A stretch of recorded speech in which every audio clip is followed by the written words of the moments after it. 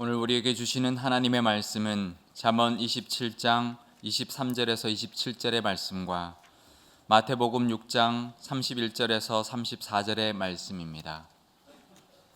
잠언 27장 23절에서 27절의 말씀과 마태복음 6장 31절에서 34절의 말씀입니다. 내 양떼의 형편을 부지런히 살피며 내 소떼에게 마음을 두라. 대저 재물은 영원히 있지 못하나니 면류관이 어찌 대대에 있으랴. 풀을 벤 후에는 새로 움이 돋나니 산에서 꼴을 거둘 것이니라. 어린 양의 털은 내 옷이 되며 염소는 밭을 사는 값이 되며 염소의 젖은 넉넉하여 너와 내 집의 음식이 되며 내 여종의 먹을 것이 되느니라. 그러므로 염려하여 이르기를 무엇을 먹을까 무엇을 마실까 무엇을 입을까 하지 말라. 이는 다 이방인들이 구하는 것이라. 너희 하늘 아버지께서 이 모든 것이 너희에게 있어야 할 줄을 아시느니라. 그런즉 너희는 먼저 그의 나라와 그의 의를 구하라. 그리하면 이 모든 것을 너희에게 더하시리라. 그러므로 내일 일을 위하여 염려하지 말라. 내일 일은 내일이 염려할 것이요 한날의 괴로움은 그날로 족하니라. 아멘. 오늘은 9월 첫 주입니다. 그리고 우리 다음 주 중에는 우리 민족의 명절인 추석이 있습니다. 오늘은 추석을 생각하면서 말씀을 같이 나누려고 합니다. 워낙 이 명절을 보낸다고 하는 것은 그 명절 기간이 중요한 것이 아니라 명절을 앞두고 있을 때부터 마음이 이렇게 준비가 되어야 되기 때문에 오늘 이 명절에 대한 말씀을 나누는 것이 좋겠다 생각을 합니다. 그래서 설교의 제목을 추석을 어떻게 보내야 할까라고 잡으려고 하다가 그냥 그 성경에 있는 말씀 그대로 양떼와 소떼를 대하는 마음이라고 이렇게 잡았습니다만은 내용은 우리가 명절을 지낼 때 우리 그리스도인으로서 어떻게 보내는 것이 좋겠나 하는 생각을 해보려고 합니다. 기독교를 비롯한 대부분의 종교는 인간의 탐욕을 매우 부도덕한 것으로 생각을 하고 나쁘게 비판을 합니다.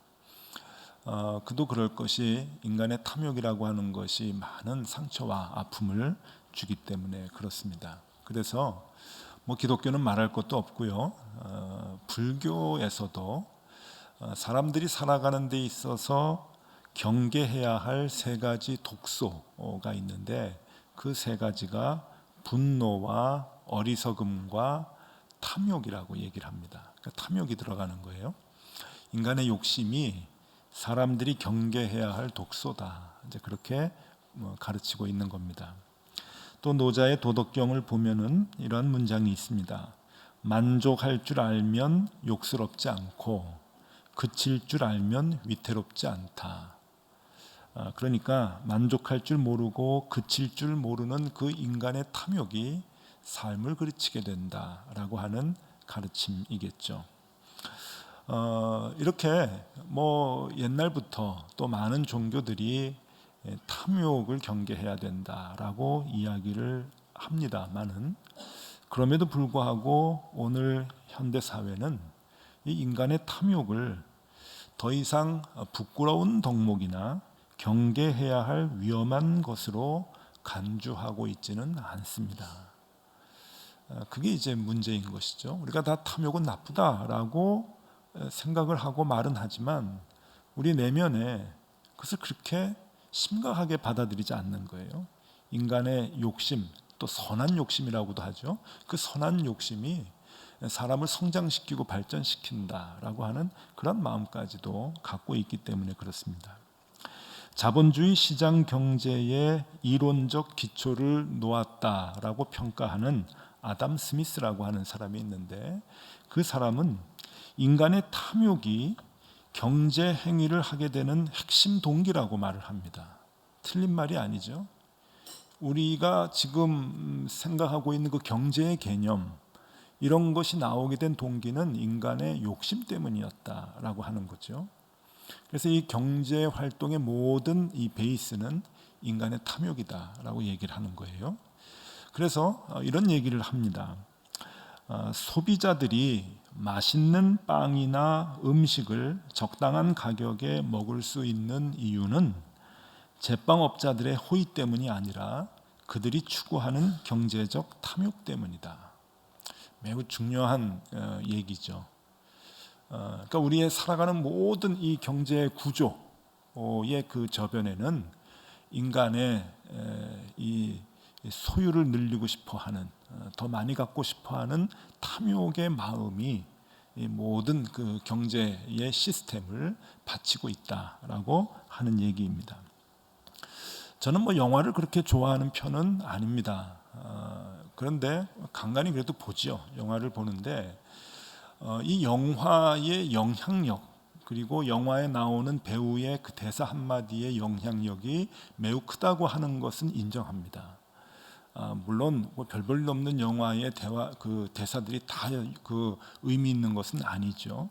그 시대를 대변해주고 그 시대를 이렇게 얘기해주는 그 배우들의 대사 한마디 한마디는요, 굉장히 중요한 의미를 갖고 영향력이 있어요. 여러분, 요즘은 무슨 대사가 우리 이 시대를 대변합니까? 무엇이 중한디? 그거예요. 비슷하게 했나요? 그 곡성에서 나오는 그 대사가 요즘 이 시대, 뭐가 중요한지 모르는 이 시대이기 때문에 굉장히 그 사람들의 마음을 파고드는 거예요. 무엇이 중한디? 중요한 걸 다 잊어버리고 살아가잖아요. 그런 것 같이 이 영화의 그 대사 한마디는 굉장히 의미가 있는데, 예전에, 그러니까 꽤 오래전입니다. 1988년도에 한국에서 개봉됐던 미국의 영화가 있습니다. 월 스트리트. 그러니까 미국의 그 뉴욕의 월 스트리트, 그 월가에 그 돈이 모이는 그곳에 그러한 사람들의 갈등과 배신과 탐욕스러움과 싸움과 이런 것들을 그린 그 영화인데, 제가 그 해를 기억하는 것은 전도사 월급 얼마 안 되는 거 받아가지고 영화를 본 기억이 있거든요. 그래서 기억을 합니다.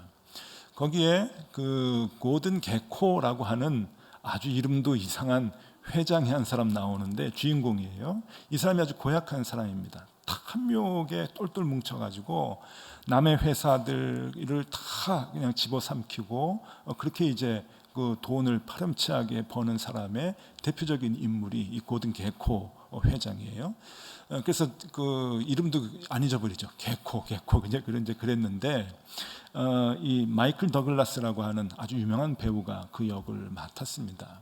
그런데 이 영화에서 그 회장이, 게코 회장이 인수합병을 하려고 하는 그 회사의 주주들이 모여 있는 그 자리에서, 주주총회를 자리에서 연설을 해요. 근데 그 연설이 굉장히 중요하고 의미 있는, 그 시대를 대변해 주는 말이 된 거예요. 한번 들어보십시오. 그 중에 이제 한 그 대화인데, 그 연설인데, 탐욕이란 더 나은 세상을 향한 욕망이기 때문에 선합니다. 엄청난 무서운 말을 한 거예요. 탐욕이 선하다는 거예요. 탐욕은 정당합니다. 탐욕은 효과적입니다. 삶과 돈, 사랑, 지식에 대한 탐욕을 비롯해서 모든 형태의 탐욕은 더 나은 세상을 향한 인간 의지의 표현입니다. 탐욕은 우리 회사를 구할 뿐 아니라 미국이라고 하는 나라까지도 구원할 것입니다. 이 대사예요. 이 짧은 대사인데 굉장히 중요하고 또 그 뒤에 유명한 대사가 되었죠. 이것이. 그래서 논문에도 인용이 될 만큼 그런 그 대사가 된 거예요. 뭡니까? 탐욕이 선이라는 거죠. 탐욕은 정당한 거고 나중에 탐욕은 구원한다는 거예요. 여러분, 어느새 이게 확 변해버려 가지고 우리가 그동안 듣고 왔던 그 진리와 상반되는 이야기들이 아무 스스럼 없이 사회에서 통용되기 시작하는 거예요. 지금도 역시 마찬가지죠. 그래서 어떤 경제학자들은 극단적인 표현을 합니다. 자본주의 경제 체제는 합법적인 탐욕 체제다. 그런 얘기를 해요. 일리가 있죠? 어쨌든 자본주의 소비 경제에서 탐욕이라고 하는 것은 도덕적으로 장려되어야 할 덕목으로 여겨지는 것이 분명합니다. 그래서 소비가 곧 생존의 토대가 되는 이 경제 시스템, 나의 소비가 남의 생존이 되는 거죠. 그러한 시스템에서 금욕과 절제는 피해야 할 악덕이 되고 대신 소비가 미덕이 되는 그러한 시대에 우리가 살고 있습니다. 탐심과 욕망이 도덕적으로 정당화되는 사회에서 우리는 그리스도인으로서 어떻게 살아가야 하는가? 이게 늘 고민입니다. 남의 것을 탐내지 말아라 라고 우리는 구약 10계명에서 제 10번째 계명에서 남의 것 탐내지 말아라 배우죠. 그리고 또 주님의 절제해라, 신약에 와서 절제해라, 성령의 9가지 열매 중에 절제가 있어요. 절제하면서 살아가야 된다라고 하는 것을 무수히 들으면서 신앙생활을 하는데 그것을 이 사회에 나가서 어떻게 적용하면서 생활해야 하는가? 정말 쉽지가 않습니다. 얼마 전에 우리가 전교인 수련회를 이제 갔다 왔죠. 제가 뭐 이렇게 좀 우스갯소리로 명품 수련회다 이렇게 앞에 명품자를 이렇게 좀 붙이는데 사실 이게 전통이 있어요. 높은 뜻 숭의교회 시절부터 수련회가 참 좋았어요. 왜 좋았는가 하면은 첫 번째, 두 번째 수련회를 제가 준비를 했거든요. 그래서 제가 이름을 붙였습니다. 명품 수련회. 그래가지고 첫 번째 수련했던 기억이 납니다.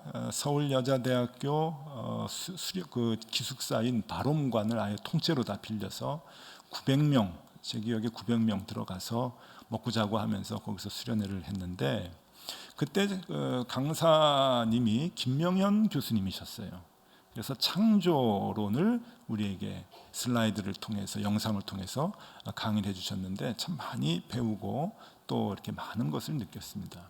많은 것 다 잊어버렸지만 그때 그 교수님께서 가르쳐 주신 그 말 중에 재미있는 게 생각이 나요. 언제나 재미있는 게 좀 오래 가거든요. 그분이 이런 얘기를 하셨어요. 우리의 아이들은 지금 학교에서 가치관의 혼란 속에서 자란다는 거예요. 교회에 오면은 창조론을 가르친대요. 근데 학교를 가면은 진화론을 가르치는 거예요. 그러니까 교회 오면은 창조론을 계속 얘기하고 학교에 가면은 진화론을 배우는데 진화론 그냥 배우기만 합니까? 시험에 나오면 답을 써야죠. 그러면 맞고 틀리고 그게 이제 막 왔다 갔다 성적이 되는데 그러니까 애들이 교회에 와서는 진화론 배울 때 믿습니다. 그러고요. 진화론 아니고 창조론을 배울 때 믿습니다. 그러고 학교에 가서 진화론을 배우면 맞습니다. 그런다는 거예요. 그러니까 교회에서 믿습니다. 학교에 가면 맞습니다. 믿습니다. 맞습니다. 그러고서는 애들이 다닌다는 거죠. 그런데 가만히 생각해 보면 여러분 우리가 애들 걱정할 처지가 아니에요. 어른들도 마찬가지인 거예요. 교회에 오면은 탐욕을 버려라. 주님께서 우리의 욕심을 내려놓으라고 말씀하신다. 이렇게 배운단 말이에요. 그런데 교회 문 밖에 나가면 세상이 그렇습니까? 욕심을 갖고 살아야 성공을 하는 사회가 돼요. 욕심을 갖고 살아야 자녀들을 먹여 살릴 수가 있어요. 공부를 시키고. 내가 다니는 그 회사의 탐욕을 내가 이루어내야 나는 능력 있는 사람으로 승진을 하게 되는 거예요. 모든 시스템이 그래요. 그러니까 이건 애들의 문제가 아닙니다. 믿습니다, 맞습니다 문제가 아니라 이건 우리들의 문제인 거예요. 바로 여러분들의 문제죠. 여러분 저도 문제입니다. 교회는 뭐 그렇지 않은 줄 아십니까? 교회도 탐욕을 이루어서 신앙이라고 하는 포장 속에서 교회를 이루어내고 성장시키려고 하는 그런 유혹들이 얼마나 많은지 모르거든요.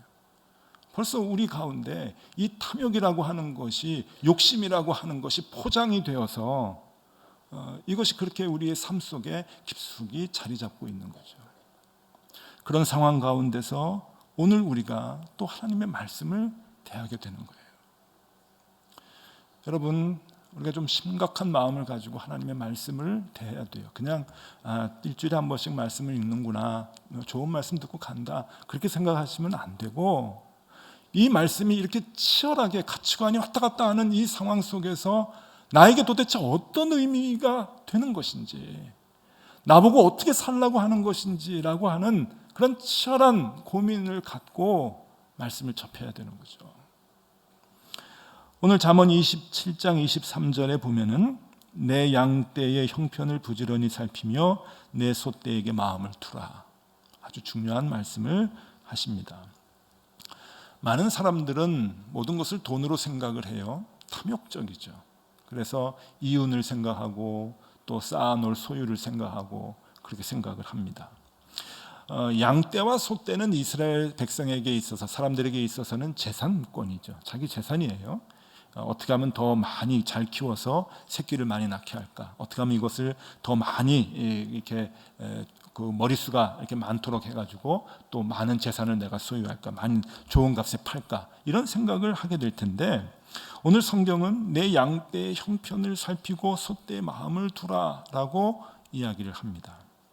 여기에서 형편이라고 하는 단어는 히브리 말로 파님이라고 하는 단어인데, 이것은 얼굴이라는 뜻입니다. 얼굴. 그러니까 얼굴을 살펴라라고 하는 거예요.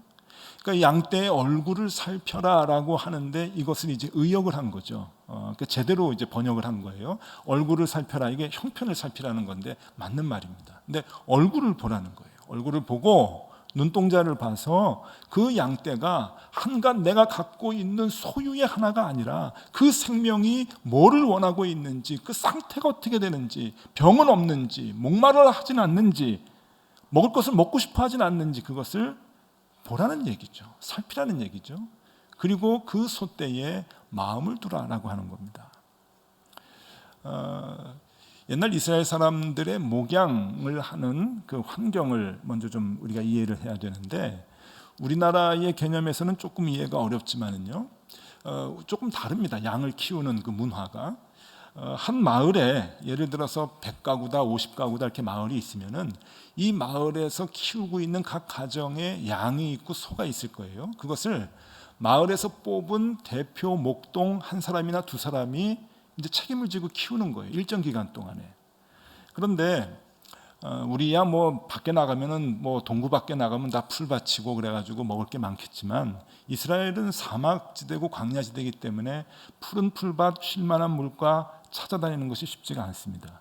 그러니까 양을, 그 동네에 양을 다 데리고, 소를 다 데리고 나가면은 한 일주일이고 2주일이고 먼 데까지 이렇게 푸른 풀밭과 쉴만한 초장을, 쉴만한 물가를 찾아다니고 양을 먹이고 소를 먹이고는 데리고 들어오는 거예요.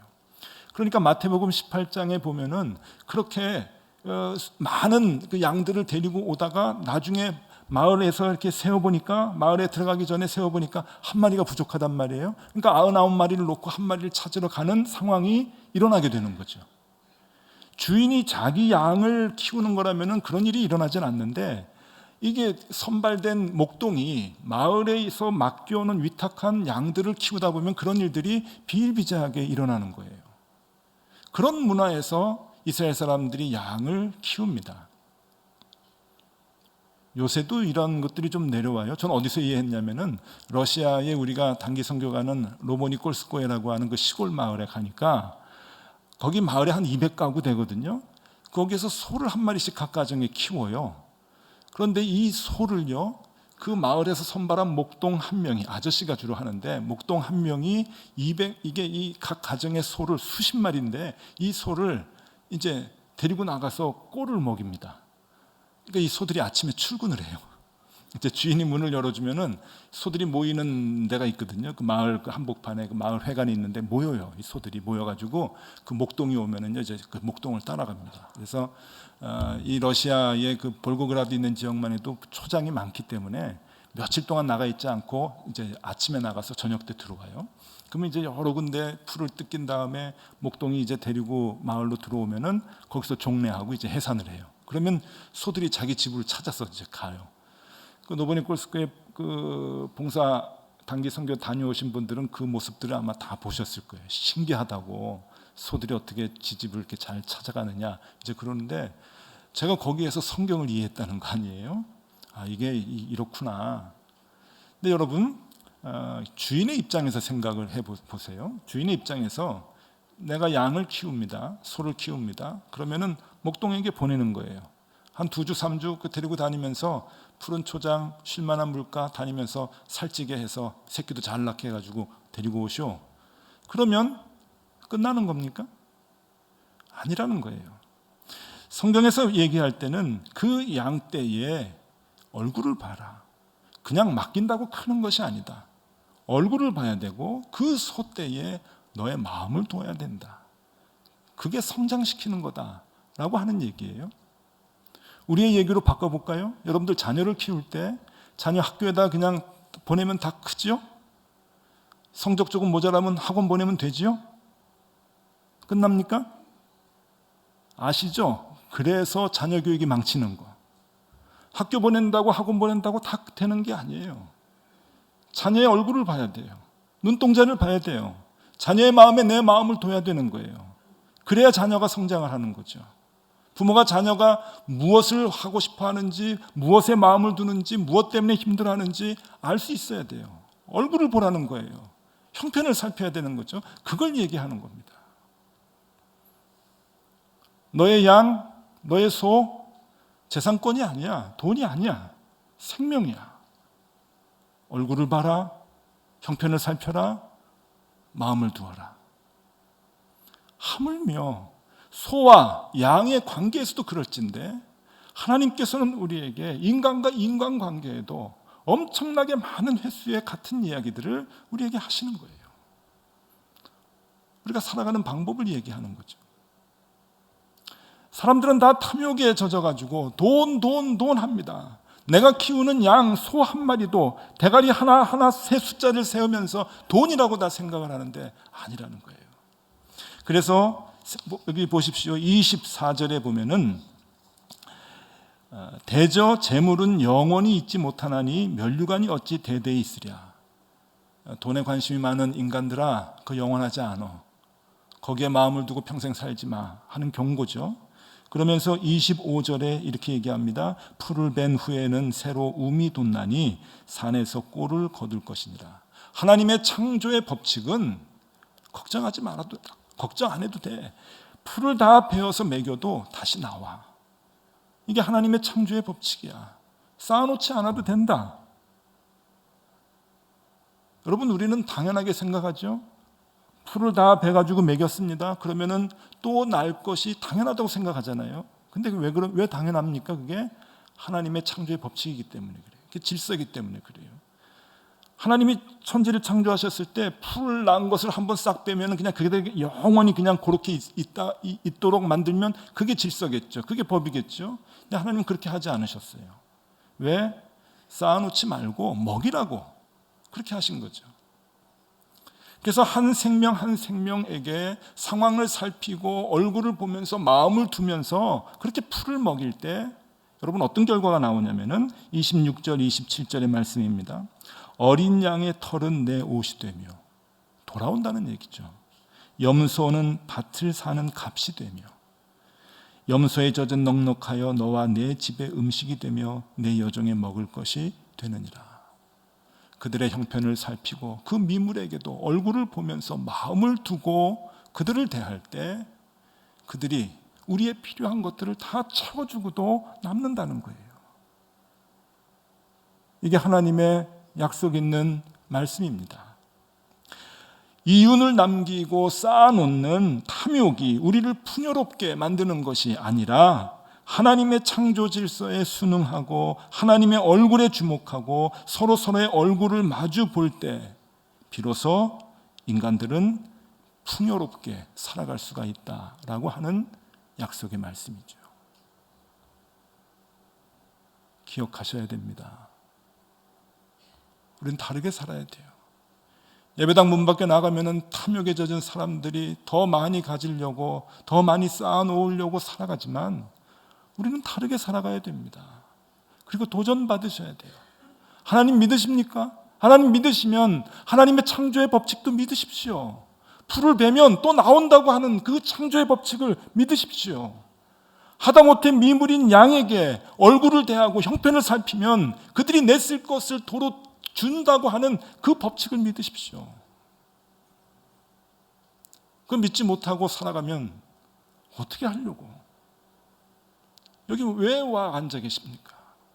우리 믿는 하나님은 뭡니까?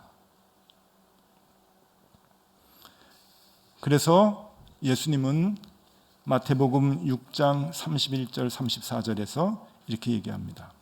그러므로 염려하여 이르기를 무엇을 먹을까 무엇을 마실까 무엇을 입을까 하지 말라. 이는 다 이방인들이 구하는 것이라. 너희 하늘 아버지께서 이 모든 것이 너희에게 있어야 할 줄을 아시느니라. 그런즉 너희는 먼저 그의 나라와 그의 의를 구하라. 그리하면 이 모든 것을 너희에게 더하시리라. 그러므로 내일 일을 위하여 염려하지 말라. 내일 일은 내일이 염려할 것이요 한날의 괴로움은 그날로 족하니라. 너무 우리가 잘 아는 말씀 아닙니까? 너희는 먼저 그 나라와 그의 의를 구하라. 그리하면 우리의 필요로 하는 것까지도 우리에게 채우시리라. 그런 의미예요. 여러분, 제가 서두에도 말씀드렸듯이 명절을 어떻게 보내냐 하는 문제를 갖고 준비한 말씀이라고 말씀드렸습니다. 여러분, 이번 명절에 이제부터 준비를 하실 텐데 돌아보십시오. 뭐 월급도 쥐꼬리만한데 이 명절은 또 어떻게 보내나, 선물은 어떻게 또 사서 보내나, 이런 걱정 조금 내려놓으시고요. 그래도 여러 가지 방법은 있거든요. 여러분, 제일 먼저 여러분 주변에 있는 가족들을 보십시오. 얼굴을 보시고 눈을 보시고 형편을 살펴보시고 여러분들 주변의 어른들을 좀 돌아보십시오. 그리고 친척들 돌아보십시오. 특별히 친척들 가운데 경제적으로 조금 어렵고 힘든 일에 처해 있는 분들을 더 많이 마음을 두고 돌아보십시오. 그리고 혹 고향에 내려가서 교회에 갈 일 있으면 고향의 교회에 마음을 한번 두어 보십시오. 돌아보십시오. 여러분 직장에 함께 일하는 사람들 중에 어려운 분들은 없으십니까? 돌아보십시오. 얼굴을 보십시오. 그들의 눈을 한 번씩 보십시오. 우리가 함께 살아가고 있는 이 시대에 억울함을 당해서 힘들어하는 많은 사람들이 있습니다. 명절 때 그들의 마음을 한번 살피십시오. 마음을 한번 두어 보십시오. 손해나지 않습니다. 하나님의 법칙은 그렇게 마음을 줄 때 그것이 우리의 필요로 돌아온다고 얘기하십니다. 많은 사람들이 말합니다. 너희는 먼저 그의 나라와 그의 의를 구하라. 너무 추상적이래요. 그래서 어떻게 해야 좋을지 모른다고 얘기합니다. 오늘 제가 분명히 말씀드릴게요. 내 양떼의 형편을 부지런히 살피며 내 소떼에게 마음을 두라. 이겁니다. 이 말씀이에요. 너희는 먼저 그의 나라와 그의 의를 구하라. 너무 추상적이죠? 그러나 이건 할 수 있죠. 양떼의 형편을 부지런히 살피고 소떼의 마음을 두십시오. 그러면 이 모든 것을 너희에게 더하시리라. 하나님의 약속 있는 말씀입니다.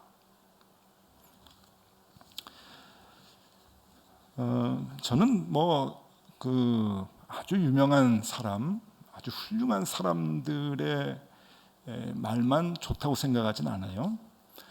방송을 보다가 또 영화를 보다가 또 드라마를 보다가 또 책을 보다가 한마디 한마디씩 누가 이렇게 하는 얘기들이 참 지혜로울 때가 있어요.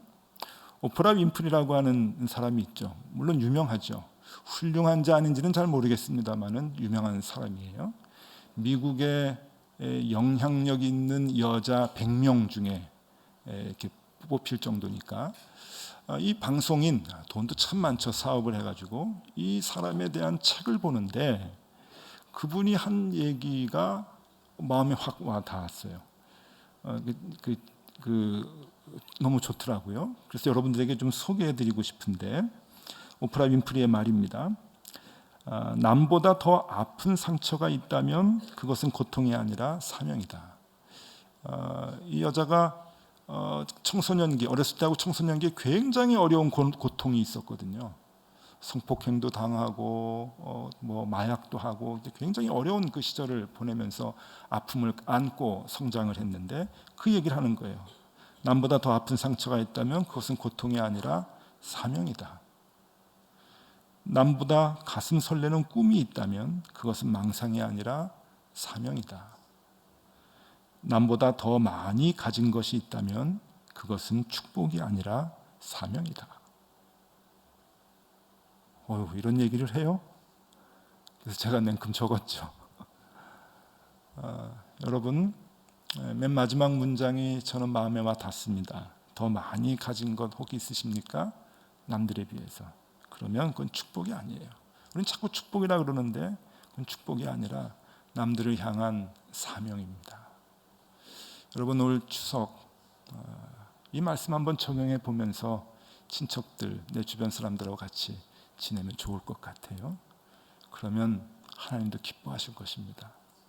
우리가 예수 믿는 것, 그리스도의 제자, 하나님의 자녀로 사는 것, 바로 이런 것입니다. 그게 향기를 드러내는 것이죠. 그렇게 이번 명절을 보내는 저와 여러분 다 되시면 좋겠습니다. 기도하겠습니다. 탐욕이 자랑이 되고 그것을 이루는 것이 능력이 되는 세상에서 우리가 살아갑니다. 하나님 도와주십시오. 우리의 탐욕이 신앙이라고 하는 이름으로 포장되지 않게 하시고 하나님의 얼굴 더 깊이 보려는 것으로 또 다른 사람의 얼굴을 더 잘 보려는 것으로 하나님의 자녀의 모습 잃지 않게 하여 주시옵소서.